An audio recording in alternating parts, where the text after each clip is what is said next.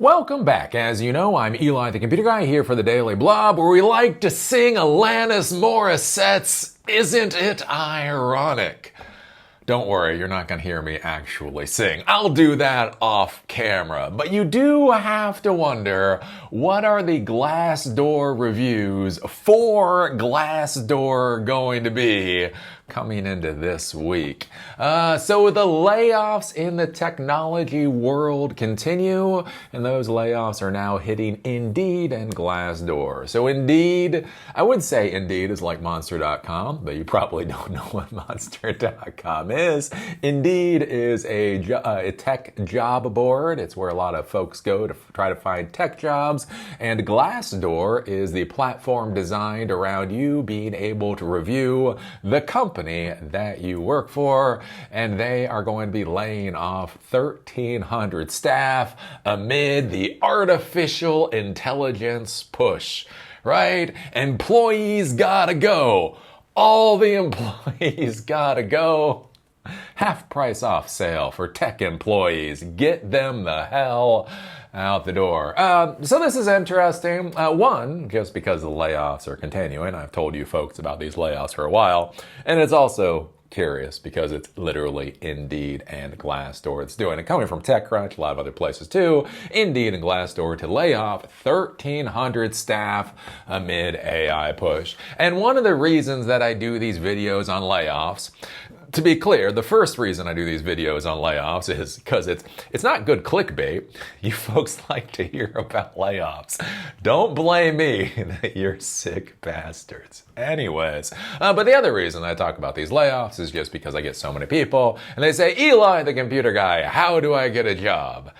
And I keep trying to tell people, look, if you want to learn how to solve problems with technology, I'm your guy. If you want to try to figure out what stack you should use in order to build your solution, I'm your guy. If you want to work on your sales pitch, on how you're able to sell your product to an end user, your customer, I'm your guy. If you want a job, dude, I don't fucking know. I do not. No, the job market in the tech world has been idiotic for 10 years. Even during the dot-com boom and the dot-com bust, at least it made sense, right? During the dot-com boom, 26 years ago? Fuck, I'm old, right? 26 years ago, before you were born, during the dot-com boom, was it stupid? Yes. Did they throw way too much money at people? Yes. Did they give young people way too much responsibility? Yes. But here's the thing. Internet, networking, all of this kind of stuff was very new at the time. You had companies that were trying to get into the modern age. There was an obvious value for everything being done. So they hired way too many people, paid them way too much money, and gave a lot of numbnuts out there way too much authority to make decisions, and crap blew up at the end of the day. But you have to understand, I mean, we're talking about a time period where 50-year-old office buildings did not have network cabling run, where you would have a 100-person office running off of a T1 connection, 1.544 megabits per second. And when you go, oh my golly, how do they run off of 1.544 megabits per second? The other thing you have to realize is that T1 lines are actually channel lines. So some of those channels were actually used for voice communication. So if you had a T1 line going into your office, you didn't necessarily have 1.544 up and down. You might actually only have like 1 or 900 or something up or down, right? And so that was the world. And so everybody was trying to modernize quickly. So they hired a lot of people and it went how it went. Here's the thing. That has not been what's going on over the past 10 years. Over the past 10 years, it's just been dumb. It's just been dumb. It's all about 1% interest rates, rich people trying to make money by borrowing low and getting returns high and taking the spread on those two. It's tech companies that haven't had revenue, haven't had profit, haven't had revenue, haven't had growth, trying to come up with reasons for people to invest in them. So they hire people to prove that they're growing. It's just all kinds of stupid. It's just it's all kinds of stupid. It's just stupid. Eli, what is a technical term for the current job market? Stupid. So we had 10 years of stupid, and now we're unwinding 10 years of stupid. So how do you get a job? I don't know. Solve a problem. I can teach you how to solve problems. I can teach you how to solve problems. But anyways, Yes, Indeed and Glassdoor are laying off 1,300 folks. Recruit Holdings, the Japanese parent of Indeed and Glassdoor, said on Friday it is laying off about 1,300 employees at the two companies. The layoffs are part of a broader restructuring that involves Glassdoor's operations being integrated within Indeed and an increasing focus on using artificial intelligence. As in, they've got to get rid of so damn many employees, and they're going to use AI as the excuse. The job cuts would affect functions mostly in the U.S. across the two companies' R&D, tech, and HR and sustainability divisions, though all functions across all countries will be affected according to an internal memo by the CEO. The cuts would affect 6% of Recruit's HR technology division. Highlighting internal figures that AI helps people find a job every 2.2 seconds, the company said in a statement that it is focusing on, quote, simplifying hiring by building a better job seeker and employer experience using AI. So probably, they're like all of these companies, they got bloated, right? They got bloated. They hired way too damn many people. Those people are not bringing an ROI to the company. They got to get rid of them. And so now they're focusing on the basics. They're focusing on the basics. Quote, AI is changing the world, and we must adapt by ensuring our product delivers truly great experiences for job seekers and employers, the CEO wrote in the memo. The job cuts come as tech companies across the world roll back their sustainability initiatives and cut jobs to balance out extensive spending on integrating AI into their businesses. Tens of thousands of people stand to lose jobs at Microsoft, TikTok, Match, Intel, and Meta, per announcements in just the past couple of months. So that's right. The the hiring company and the review company for jobs, they are going to be getting rid of 1,300 people because of AI. I would argue, I still say it's not AI. It may be efficiency, right? They may wait for it. They may be improving their systems. I have argued for a long time, I believe we hit the number of technology professionals we needed back in 2016, 2017. I was saying this back in 2016, 2017, if you followed me for that length of time. And really, since then, it's basically just been about putting asses in seats in order to make the investors impressed so you can get some more of that good investor money. As I always say, you can put a rocket on a turkey. Doesn't mean the damn thing is going to fly. It will hit the ground again, but that will not be a landing. And I think that's what basically we're seeing now, is these companies have to get their books in order. Their companies actually have to work based off of basic business principles, and so they are going back to square one in many ways, and they're using artificial intelligence as an excuse for doing that. Now, one of the important things I want you to understand, when we talk about AI, and I keep doing this double quotation marks around AI, you're like, yeah, Eli, you're not cool. You don't believe in VR or Bitcoin or AI. You're just a over-the-hill boomer. Not a boomer. Stop it. Anyways, the reason I do this double quotation mark thing is AI has been around for so long. So we're doing a fireside chat with the VP of AI models for IBM on Thursday, right? David Cox, VP AI models for IBM. One of the things I'm going to talk to him about is back in, I think it was 2012, I went to Interop New York. Interop New York, IBM was one of the keynote speakers, and they were talking about their AI initiatives in 2012. And how far they had gone with their AI initiatives in 2012. There was this whole really cool thing where they were attaching like these little weather IoT devices to all these Delta airplanes. So in order to improve weather forecasting, the idea is, what if every single Delta aircraft basically had an IoT weather station on it, and wherever they are in the world, they can pump that weather data back to a Watson or to IBM's AI systems.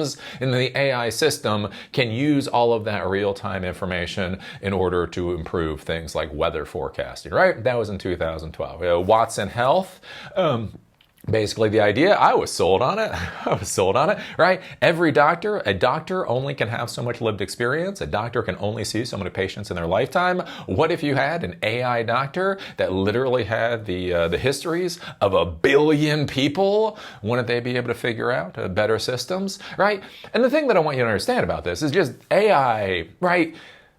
These were AI, these were fully these were AI systems that were released in the oven. They were getting pulled out of the oven.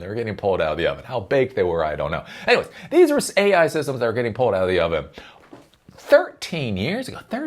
You know, we talk about AI systems, machine learning with Tesla, and you go back and you start looking at actual artificial intelligence, AI beyond the LLM, right? And this stuff has been around probably 2 decades. It's probably reasonable to say that we've had AI systems or AI-like systems in production since 2005, right?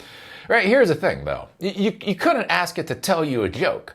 Tell me a dirty joke about an Israeli and a Palestinian walking into a gay bar. Right, here's the thing. 10 years ago, you could not put that into an AI and have anything that came out sensibly. Right? You could have a vehicle try to drive itself. You could have better weather forecasting. You could have a whole bunch of stuff out there, but you couldn't have a joke about a Jew and a Palestinian walking into a gay bar, right? There's this weird thing, like ChatGPT comes out, all of a sudden it tells you jokes, and now everybody's like, AI! And again, I just want to say, LLMs are impressive. LLMs, multimodal, MMMs, right, all these models. There's so many names out. Anyway, these models are impressive. These are very impressive, incredibly technological tools that are revolutionary to a degree.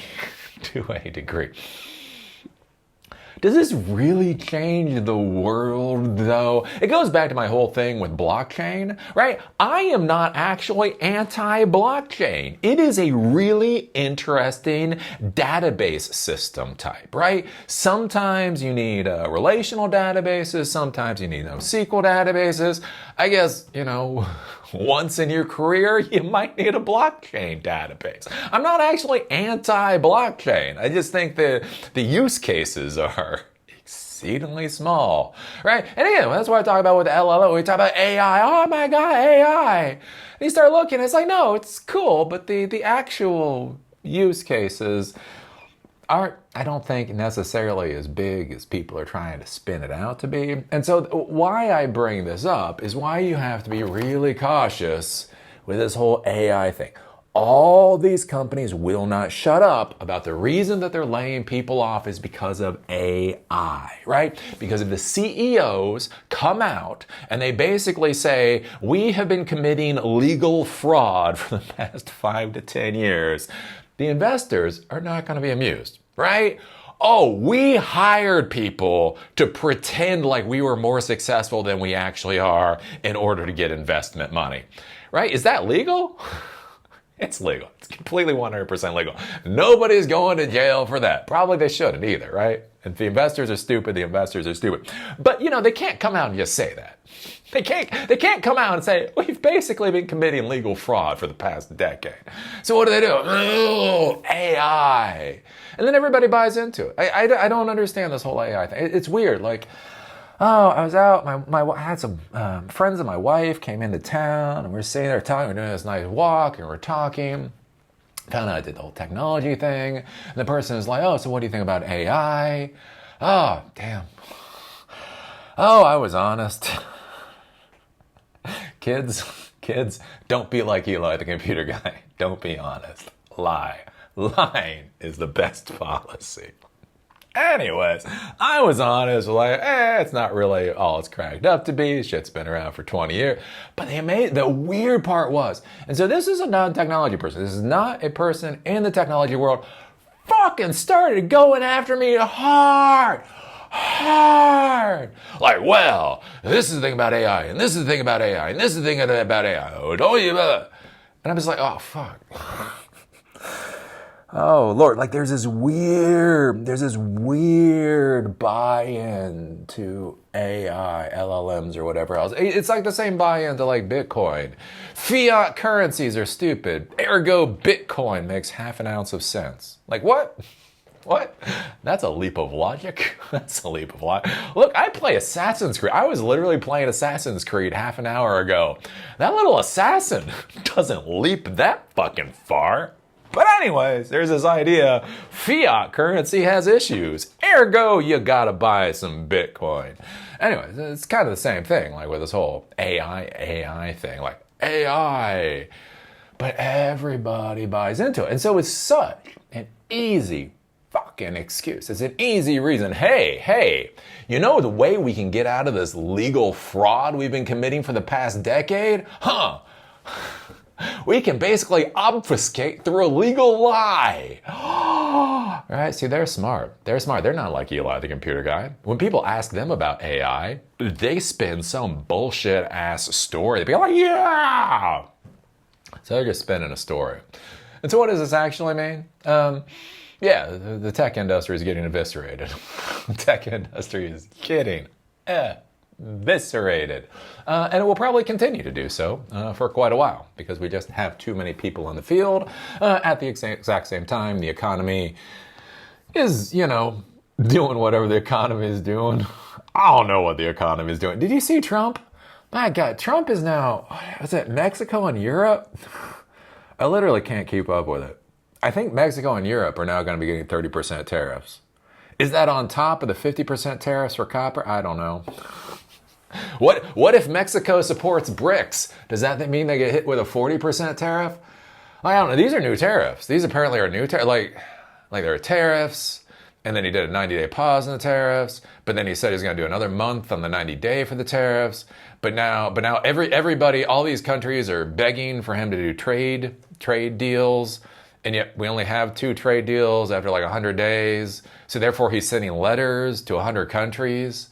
And so he's getting all these trade deals because him sending them a letter equals a deal in his mind. As I say, the one thing that I will give Biden, the one fucking thing I will give Biden is as America's first dead president, he was slow enough to keep up with what the hell was going on.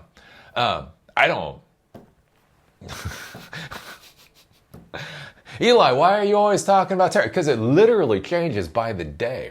And what you have to understand is this is affecting our economy too, right? Even if people don't want to talk about it, it's causing a tremendous amount of heartache for the economy. So we have the tech industry resetting to where it should have been for a long time. We have whatever the hell's going on with the economy.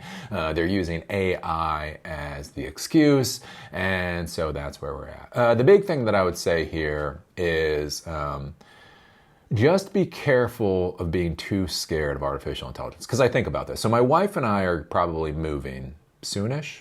So we've been in Asheville for 4.5 years. Asheville is Asheville. If you want to retire and drink a lot of beer, come to Asheville. Anyway, there's a lot of great things about Asheville. But we're probably moving. We're probably moving to a rather large city. We're probably moving to a city with multi-million people in it. We're trying to figure that out. Anyways, a whole bunch of other stuff, right? You have the best laid plans, and then your mother-in-law gets brain cancer. Fuck. God damn it. Oh, you want to know the way not to die? Can you imagine having terminal cancer as you lose your mind? Like there's one thing like with dementia, like normal dementia, like takes a while, but you're healthy. And then like cancer, like, well, you're fucked, but your brain is still there. You know what it's like when somebody is both losing their mind and terminally ill? It throws a whole bunch of wrenches into all kinds of your plans. Anyhow, but we're probably gonna be moving. And I've been thinking about this because I believe in Silicon Dojo. SiliconDojo.com. Right now, all we're doing is fireside chats. Anyways, I still believe in technology education for everybody. What if we had highly accessible technology education? What if technology education was accessible as water? Don't do it. Don't do it in Asheville. Don't do it in Asheville. But anyways, so we're gonna move to this place. Has multi-million people in the metro area, and so I'm trying to figure out how we can set this up there. How I can pivot. How can we figure out Silicon Dojo for this new area, as long as we actually do move there. And I think that's going to be one of the big things that I tell people as we go to the class, because that's what I'm worried about, right? So we teach Python. So we'll teach Python, and we'll teach AI with Python. We'll teach web app frameworks and JavaScript and CSS and HTML and SQL and these kinds of things. But I know one of the big issues that's going to come up is people are going to be like, well, why should I learn how to code, Eli? Why should I learn how to code? AI is just going to do everything. And I think this is the biggest lie. And again, it's what I hate about our demented, syphilitic industry is that they will spin lies to destroy society just so they can get a little more blood money out of us, right? Because if you look at it, right, stacks change. The stacks that we had in the 90s were not the stacks we had in the 2000s, not the stacks we had in the 2010s, and they're not like the stacks that we have in the 2020s, right? The tech stacks change. But if you learned how to code in the 1990s, that would be a valuable skill all the way along. If you understood networking in the 1990s, that would be a valuable skill all the way along. If you understood system administration in the 1990s, that would be a valuable skill all the way along. How you implement those skills, how you use those skills, what are your jobs, right? That's an important thing to think about, right? There is the profession that you are in, and the profession that you are in. I, as a professional, have all of these skills, right? And there are some skills that are actually used in jobs, and there are a lot of skills that are just pieces of paper sitting in my filing cabinet because I thought that was going to be a valuable skill set. Apparently it was not, right? That's the entire profession. You as a professional is everything that you understand about your industry. And then you have your career. And your career is all the jobs that you have had along the way, over your work life, right? So for me, I had the Army. I had the first corporate job. I had the other corporate job. I had I had being a consultant. I had building the business. I've had, being a YouTuber. I've had, right? That's the entire career, all of your jobs and everything that goes in. And then there's the individual job. And the individual job is the thing that you're specifically doing at this point in time. So I have an MCSE and I have a college degree and I have hundreds or thousands. I have thousands of hours of technology training and the whole 9 yards. And my current job is to sit here and scream into a camera about stupid crap, right? This is my job because I know how Python works, because I know how system administration works, because I know how networking works, because I know about latency and lag and all this kind of stuff. I can do this job better, but this specific job is me doing this, right? You're going to get jobs, right? Maybe your job at one point during your career is going to be racking servers. And at another point, it's going to be loading the OSs and doing the configurations on the servers. And at another point, it's going to be building web applications. And at another point, it's going to be doing back-end database stuff. And at another point, it's going to be integrating artificial intelligence. And at another point, I don't know, you're going to be getting brains. You just fucking plug into a server rack or whatever, quantum computers or whatever, right? There's a lot of more technology down the pike. Again, quantum computers. I'm trying to get D-Wave to come on for Fireside Chat to do to talk about quantum computers. And we have not even touched quantum computers, right? All this AI stuff is here. Quantum computers are here. I mean, they're here. Again, to be clear, they're pulling them out of the oven. We are at the point in time where they're pulling the quantum computers out of the oven, and we're about to find out just how baked these fuckers are. But anyways, quantum computers are coming down the pike. And there's going to be stuff after quantum computers, right? And so that's one of my big concerns, is like teaching people about technology or whatever else. They're like, what about AI? AI is going to take all the jobs. So I know, it's not. Our job's going to change. If I tried to repair VCRs in 2025 and be able to pay mortgage off of repairing VCRs, you would think I'm a fucking idiot. And you would be correct, right? If I was trying to install analog or digital telephone systems in 2025, you would think I was an idiot. And you would be correct, right? Again, going into 2026, 2027, if you think you should make $150,000 a year because you know React, you will be, wait for it, a fucking idiot. Right? The jobs will change. The qualifications for the different jobs will change. Therefore, you need to continuously upskill. I went through so much training on shit that is obsolete. But anyways, that's one of the things I think about if we try to bring back Silicon Dojo in the city that we're moving to. There's a whole bunch of people crying and whining and bitching and moaning, big ass snot bubbles. But Eli, why should I learn to code? AI will do it. Because you still need to understand functions, and you still need to understand API calls. In order to understand service-oriented architecture, you need to understand what an API call is. In order to understand whether or not the code coming out of the AI is secure or actually meets your requirements and all that kind of stuff, you're going to need to know what the coding is and that kind of thing. In order to understand, what the resource utilization, especially as you start scaling up these projects, right? You start hammering a platform with 100,000 visitors a day or something like that. If you have not optimized your code for your hardware resources, the actual cost for that can be insane, right? You go to AWS or you go to Azure and you buy like their smallest tier, and their lowest level tier may be free or maybe like $10 a month. Who the hell cares?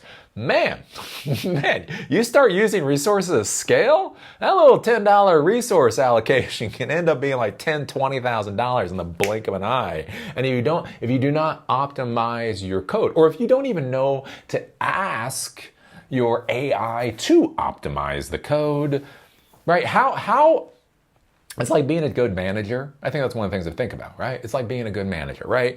A good manager should understand the technology. They may not understand every specific function call or every specific thing, right? But they understand the technology, they understand what's supposed to happen, right? They get their report back at the resource utilization. They should be able to spitball what the resource utilization for a platform or project should be. And so when they see that it's really fucking high for some reason, they can say, there's a problem there. Then they can go to their team or their AI and say, look, I understand how this code is supposed to work. I understand the resource allocation that we projected for. We're fucking double that.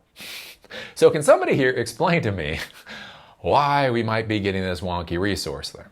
And then you start looking at it and you're like, oh, okay, maybe we need to implement a caching system. Maybe we need to, redesign how our infrastructure looks so our database servers will be on-prem versus being up on AWS or something like that, the storage systems or whatever else, right? You need to be able to understand this stuff. The idea that AI is simply going to take all of this is just dumb on the face of it. But the problem is we have this world where people just really want to give over their existence to AI. I've been thinking about this a lot. Might do a video on this later. I think with AI, we're coming to the 42 problem, right? So Douglas Adams, Hiker's Guide to the Galaxy, right? Earth in that book series was the largest, most complicated computer to ever be created. And it was the second version of the computer. And the reason is because initially there was a computer, a world-sized computer that was created. And basically that computer was asked, what is the answer to life, the universe, and everything? Right? Anyway, so the computer calculated, blah, blah, blah, blah, goes thousands of years. Finally, it spits out an answer. People are excited, and it says 42. And then nobody knows what the hell that means. Like, what the hell does 42 mean? I think it's the computer that comes back and says, maybe you need to figure out what the actual question is first.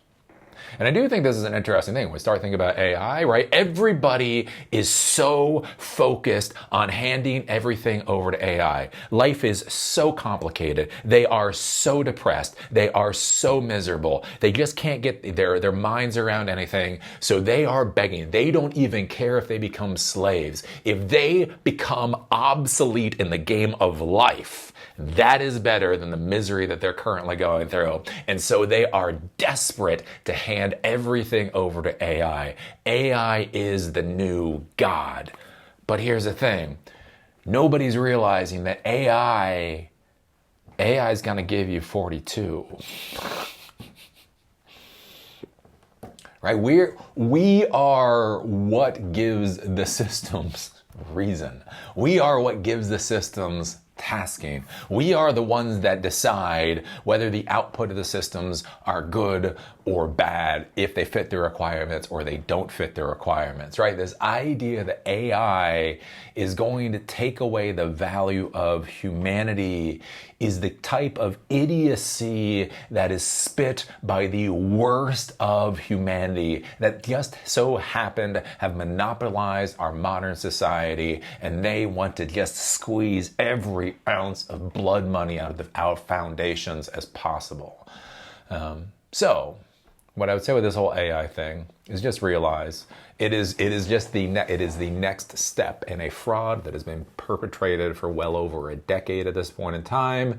If you want to be a technology professional, learn how to solve problems with technology. Learn how to ask questions.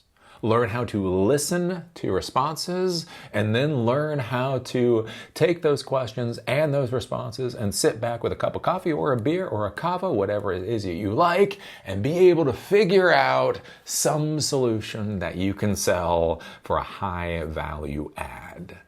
That would be my advice.